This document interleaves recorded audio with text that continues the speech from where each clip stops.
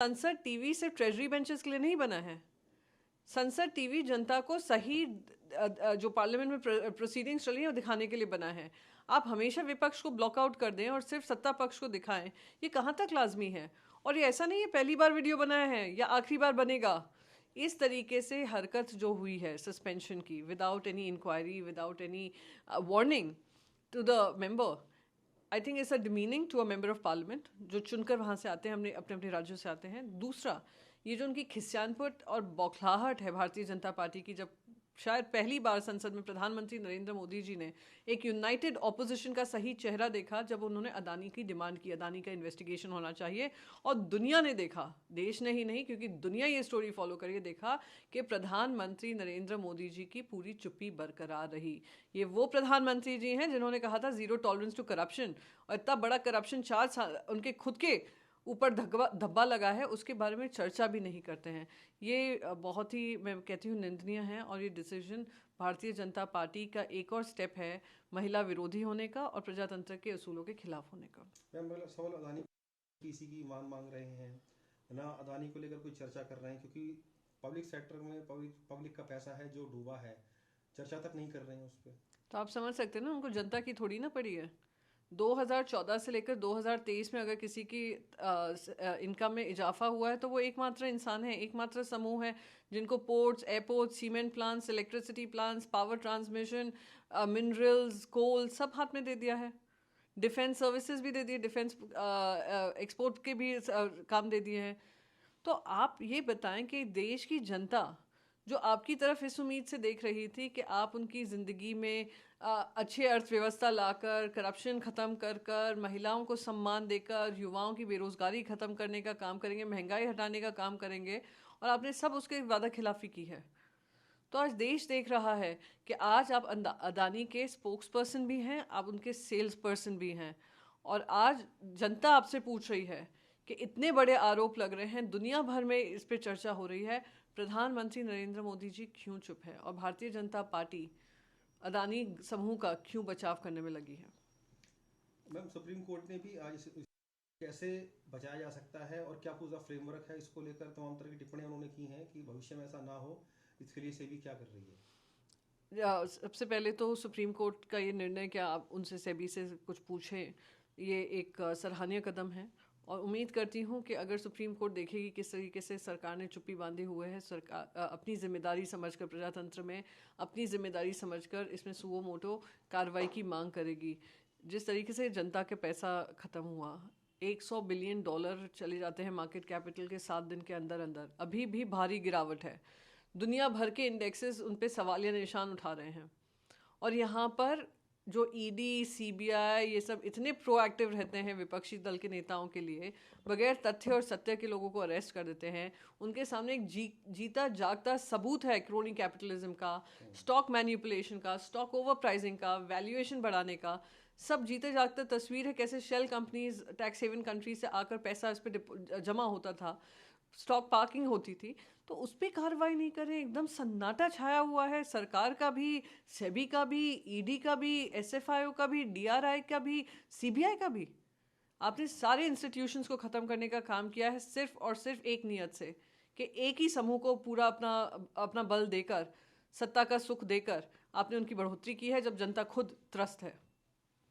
हम एक सवाल, निज़ाम के बनाई हुई जितनी भी चीज़ें, कल्चरल सिंबल्स हैं या चाहे सेक्रेटेरिएट के द्वारा जो उनके साथ बनी हुई हैं जो चीज़, उनको सुटेबली चेंज करेंगे अपने हिसाब से। इनकी राजनीति इसी में सीमित रह जाती है, किस तरीके से हिंदू मुसलमान विवाद खड़ा करें, कैसे टीपू सुल्तान से लेकर मुगल, मुगल से लेकर निज़ाम, सब कुछ उसको के घेरे में लेकर आए। फिर तो जाति का भी शुरू कर दिया था मोहन भागवत जी ने, जातियों पे भी दोष मढ़ने लगे थे। तो इनकी राजनीति ही इसी में सीमित है। देश में जनता के बीच में विवाद खड़े करेंगे, जनता के महत्वपूर्ण मुद्दों को दरकिनार करेंगे। तेलंगाना की भी जनता पूछती होगी भारतीय जनता पार्टी हमारी प्रगति और उन्नति के लिए क्या करेगी, उनको हाथ में ये बार बार हिंदू मुसलमान कार्ड दे दिया जाता है, इस तरीके की बातें की जाती है। वैसे भी तेलंगाना में ये सक्सेस स्टोरी है नहीं ना, और अगर इसी तरीके का एजेंडा बना रहा तो जनता उनको फिर से रिजेक्ट करेगी। There is a viral video from Rajya Sabha. The Rajya Sabha Sabhapati Mr. Pradeep Dhankar has suspended the honorable member who sent this video and viral this video?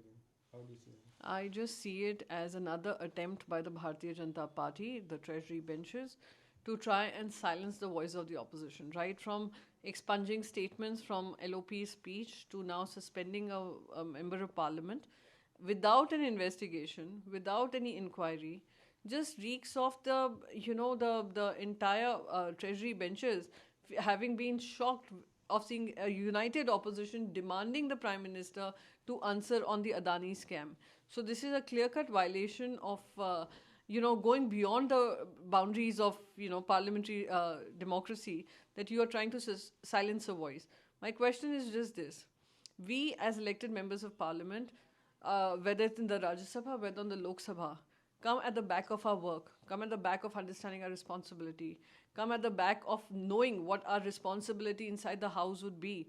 It is a shame that Sansad TV only shows the treasury benches, does not show the sentiment on the floor of the house. It does not show the side of the opposition. You are seeing a situation where they are not just silencing our voices, they are also taking us away from showing the people how the sentiment on the floor of the house was. So this is just a tactic to be I would say cornering the opposition, but we are not going to be staying silent. We will continue to speak up. We will continue to hold the government accountable. Now another question from the opposition side, that opposition side They- at least talk to the people, to the honorable member. They are continuously demanding, but BJP government is not taking any step. No, BJP can't take any step because they know that they will all be exposed. The support, covert, overt support that Adani Group has got from the center is known to every citizen of this country. From 2014 to 2023, the phenomenal rise of just one group in various sectors is an indicator of what crony capitalism stands for.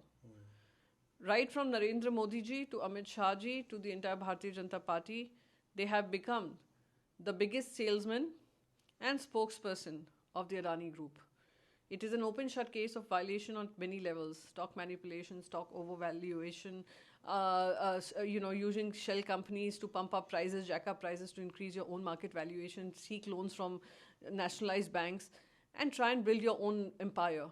It is a shame, and we are demanding for a JPC so that people of this country realize the fact that here is a person who in 2014 made corruption the biggest issue, is now trying to hide the corruption within his own party and within his own government.